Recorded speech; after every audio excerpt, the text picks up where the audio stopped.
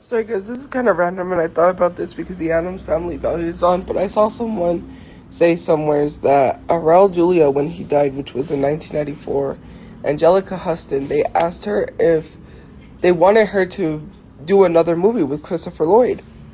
And Angelica Huston was quoted saying, "Not without my Gomez." That is so sad because when he died, her and even Christopher Lloyd opted to not remake the Addams Family movie or to do another Addams Family movie and continue without Raul Julia. That is just let me tell you something.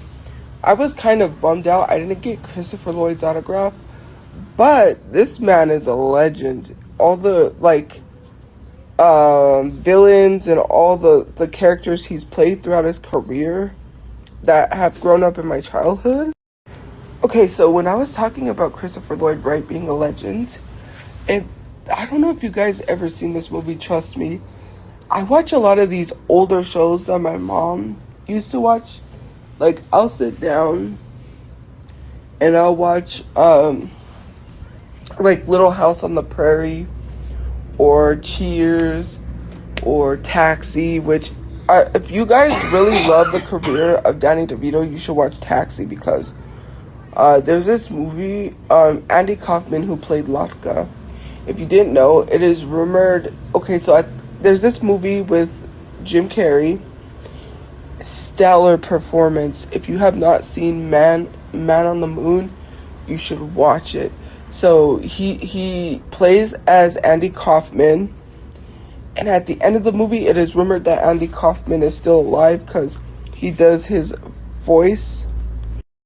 So I want to tell you this story because it's in the movie, but it's also interesting. I didn't know. So, when I watched the movie, I knew now. But Andy Kaufman tried to revive his career because no one liked him. He was hated by women. He put on this bad guy wrestling persona where he wrestled women, and he was like, "I'm the best at wrestling.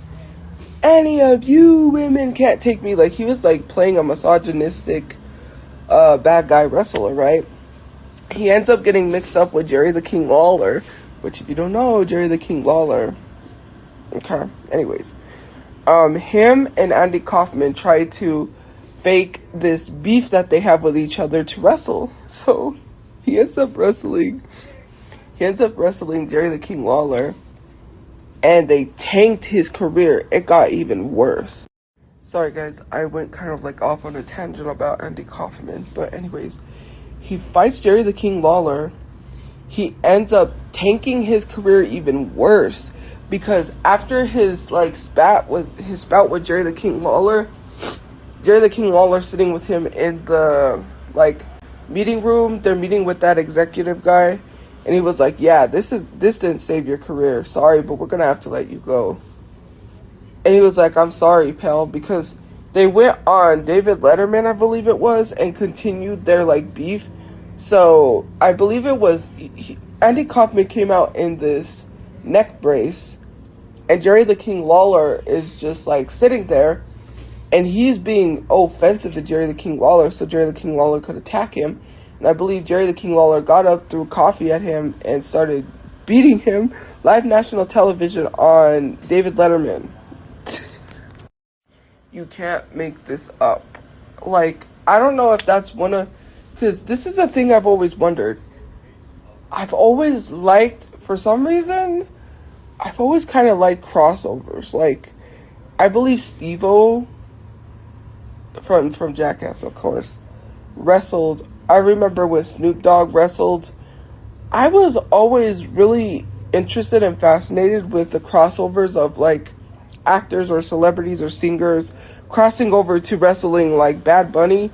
Remember when Bad Bunny tried, I think he knocked out Dom, was it? You guys remember? Not that long ago. Yeah, but I've always been fascinated about crossovers. Should I talk more about that?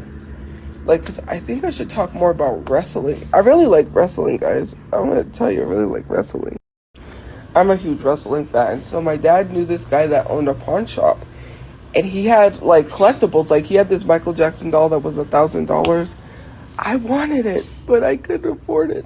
And I had saved my money up. So I was like, you know what? I want to buy these wrestling dolls for collectibles. One was Ric Flair, which is one of my favorite wrestlers. Kiss stealing, wheeling, dealing, jet flying, son of a gun. Woo! You know, anyways. Umaga. And then Mr. Perfect. If you don't know, the reason why he was named Mr. Perfect is everything he did, everything he touched, he was perfect at. He was perfect at sports.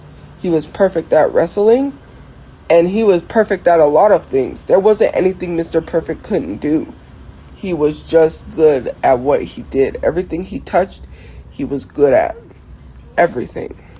Me and my friend, she was a huge fan because we were huge fans of Jeff and Matt Hardy. At the time, the Hardy Boys. I was one of my all-time favorite wrestlers when he had his streak. I think it was it WrestleMania 50? He lost his streak to Brock Lesnar. I hate that The Undertaker lost his WrestleMania streak to Brock Lesnar. Because let me tell you something. I've always been outspoken about Brock Lesnar. I love The Undertaker. Like, The Undertaker is my all-time favorite wrestler of all time. The thing I never liked was that Brock Lesnar would be flip-floppy. Like, he would go from UFC to wrestling. Like, pick a sport. Like, if you want to be a wrestler, be a wrestler. If you want to be a UFC fighter, be a UFC fighter. You keep flip-flopping and going from one to another. Like, I don't know, for me, out of everyone, like, you know, the most hated was, like, Kurt Angle back in the day. You suck. Anyways, if there's one person I would literally love to take out of the WWE wrestling universe and wish they never wrestled, is Brock Lesnar. I'm sorry, I do not like him.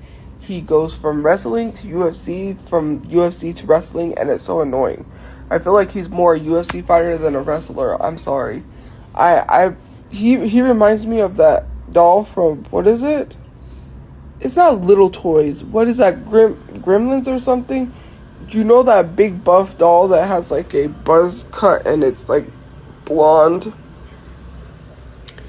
If I find that, I'll post a photo in the next one and show you what I think Brock Lesnar looks like, because it's funny.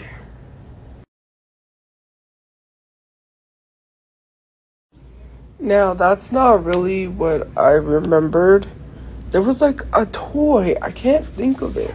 Like, I don't want to say like Johnny Bravo, but he had his hair like Johnny Bravo, but it was like a buzz cut kind of at the top. And he was buff. It was like a toy. I can't remember unless it's from some movie or from somewhere. I can't remember. Or unless that's what I remembered and I'm remembering it with blonde hair. But that actually gives me Brock Lesnar because he kind of looks like that toy. I can't unsee it now. You know? Like, I can't. I just think it's funny. But, yeah. I was thinking on maybe, I don't know where. I would have to figure out where I would talk about wrestling. Because I really want to get back into, like, wrestling. I need to get back into watching it again. The science guy.